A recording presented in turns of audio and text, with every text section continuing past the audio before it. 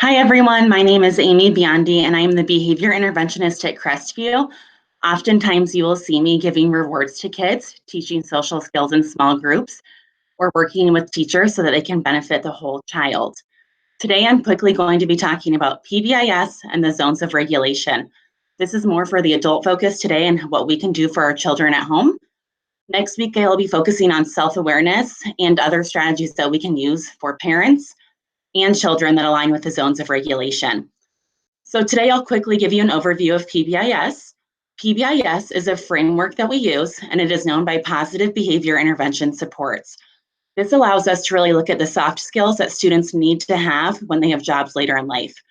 So oftentimes I think about asking for help, working in a group, many skills that some of us don't have unless we have been taught them. The 4 areas that we work on at Crestview for PBIS are being respectful, responsible, safe, and collaborative.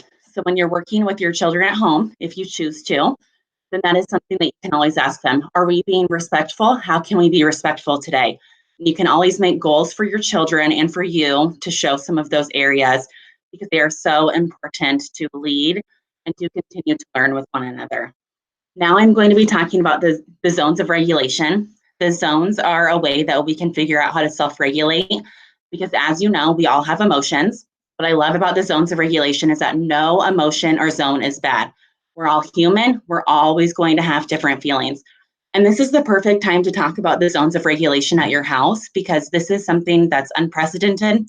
We really have many different emotions where I might feel a certain way, you might feel a certain way, and then your child might feel a different way. So we always have to show empathy and really think about how we can benefit one another. This is also something that is school-wide, so every child should know this language at home. We did roll it out starting in January, and it has been awesome seeing students and teachers working together to work on self-regulation strategies. So today, like I said, I'll just be giving a quick overview of what the zones are. This is something that you can Google, or else you could always make your own signpost depending on if you like to do crafts with your children.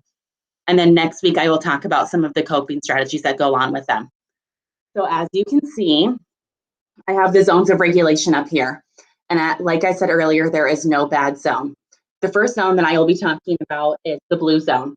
The blue zone oftentimes is when you feel very sad, tired, or down. Now, the next zone that we'll be talking about is the green zone. This is the zone that we always want to get to because it allows us to know that we are safe and that we are self-regulated. This is when we are happy, calm, ready to learn, ready to go, ready to listen. The next zone is the yellow zone. If we're in the yellow zone, we might feel silly at this point. We might, maybe we just don't want to do what we're supposed to do. Maybe we're excited and really wiggly and we do not know why. And then the last one is the red zone. That's when we might flip our lid. We might become really angry. And at times we just may not be ready to listen or be doing our jobs. So like I said, you guys can use this language with your children. Another great strategy is to look at the zones online and then start thinking about the triggers that your own children have so that you can be planning preventatively with schedules or things. Let's say you need to run to the grocery store and you know that your son gets really stressed out doing this activity beforehand. Maybe you can look at your schedule and move things around to benefit your child. But I think even just talking about the language and how we feel and really empathizing, like I said, and connecting with them is really important. And then also providing choices based off of what they're saying. It's also really important to remember, and this goes along with the PBIS framework, that research has shown that for every negative or redirection that we give children, we have to fill up their buckets with 5 positives. That allows students to feel seen and heard and valued, and that will most likely decrease problem behavior in the home. So if you would like any more tips or you would like any resources, please email me at biondia, BIONDIA at WDMCS.org. I'm happy to team with you any way that I can, and I cannot wait to continue to do these videos and to connect with all of you. Thank you.